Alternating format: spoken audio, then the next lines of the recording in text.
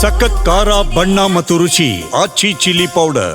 ಹೊಸ ವರ್ಷಾಚರಣೆ ಸಮೀಪಿಸುತ್ತಿರ್ತಕ್ಕಂಥ ಹಿನ್ನೆಲೆಯಲ್ಲಿ ಬೆಂಗಳೂರಿನಲ್ಲಿ ಬಹುತೇಕ ಪ್ರಮುಖ ಜಂಕ್ಷನ್ಗಳಲ್ಲಿ ಹಾಗೂ ವೃತ್ತಗಳಲ್ಲೂ ಕೂಡ ಡಿಡಿ ಚೆಕ್ ಅನ್ನ ಮಾಡ್ತಿರ್ತಕ್ಕಂಥ ನಾನು ಹಿಂಭಾಗದಲ್ಲಿ ನೀವು ಈಗಾಗಲೇ ಗಮನಿಸಿದ್ದೀರಾ. ನಾವೀಗ ಬೆಂಗಳೂರಿನ ಉಪ್ಪಾರಪೇಟೆ ಸಂಚಾರ ಪೊಲೀಸ್ ಠಾಣಾ ವ್ಯಾಪ್ತಿಯಲ್ಲಿ ಇರತಕ್ಕಂಥ ಈ ಒಂದು ಜಂಕ್ಷನ್ ನ ಬಳಿ ಇದ್ದೇವೆ. ಮೆಜೆಸ್ಟಿಕ್ ಅನ್ನ ಸಂಪರ್ಕ ಮಾಡುವಂತ ಆ ಜಂಕ್ಷನ್ ಅಲ್ಲಿ ಇರತಕ್ಕಂಥದ್ದು ನೀವು ಈಗಾಗಲೇ ಗಮನಿಸ್ತಾ ಇದ್ದಾರೆ. ಇರತಕ್ಕಂಥ ಪೊಲೀಸ್ ಸಿಬ್ಬಂದಿ, ಟ್ರಾಫಿಕ್ ಸಿಬ್ಬಂದಿ ಎಲ್ಲರೂ ಕೂಡ ಡಿಡಿ ಚೆಕ್ ಮಾಡ್ತಿರ್ತಕ್ಕಂಥದ್ದು, ಡ್ರಿಂಕ್ ಅಂಡ್ ಡ್ರೈವ್ ಅನ್ನ ಚೆಕ್ ಅನ್ನ ಮಾಡ್ತಿದ್ದಾರೆ.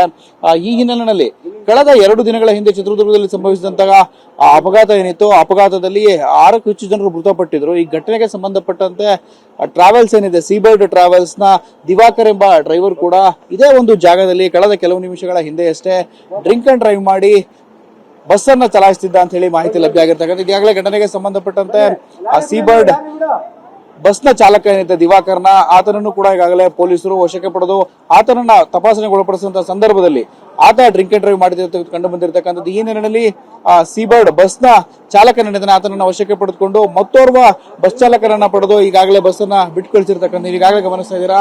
ಲಾರಿಯ ಚಾಲಕರನ್ನು ಕೂಡ ಈಗಾಗಲೇ ಪೊಲೀಸರು ತಪಾಸಣೆಗೊಳಪಡಿಸಿರ್ತಕ್ಕಂಥದ್ದು, ಡಿಡಿ ಚೆಕ್ ಅನ್ನ ಮಾಡ್ತಿದ್ದಾರೆ.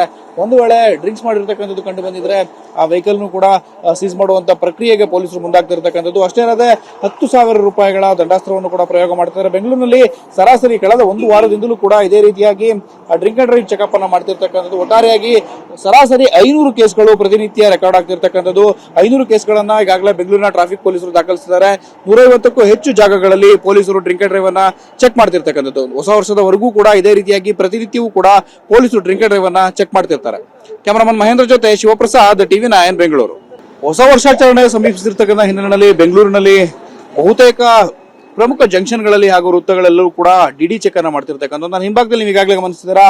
ನಾವೀಗ ಬೆಂಗಳೂರಿನ ಉಪ್ಪಾರಪೇಟೆ ಸಂಚಾರ ಪೊಲೀಸ್ ಠಾಣಾ ವ್ಯಾಪ್ತಿಯಲ್ಲಿ ಇರತಕ್ಕಂಥ ಈ ಒಂದು ಜಂಕ್ಷನ್ ನ ಬಳಿ ಇದ್ದೇವೆ. ಮೆಜೆಸ್ಟಿಕ್ ಅನ್ನ ಸಂಪರ್ಕ ಮಾಡುವಂತ ಆ ಜಂಕ್ಷನ್ ಅಲ್ಲಿ ಇರತಕ್ಕಂಥದ್ದು ನೀವು ಈಗಾಗಲೇ ಗಮನಿಸ್ತಾ ಇದ್ದಾರೆ. ಇರತಕ್ಕಂಥ ಪೊಲೀಸ್ ಸಿಬ್ಬಂದಿ, ಟ್ರಾಫಿಕ್ ಸಿಬ್ಬಂದಿ ಎಲ್ಲರೂ ಕೂಡ ಡಿಡಿ ಚೆಕ್ ಮಾಡ್ತಿರ್ತಕ್ಕಂಥದ್ದು, ಡ್ರಿಂಕ್ ಅಂಡ್ ಡ್ರೈವ್ ಅನ್ನ ಚೆಕ್ ಅನ್ನ ಮಾಡ್ತಿದ್ದಾರೆ.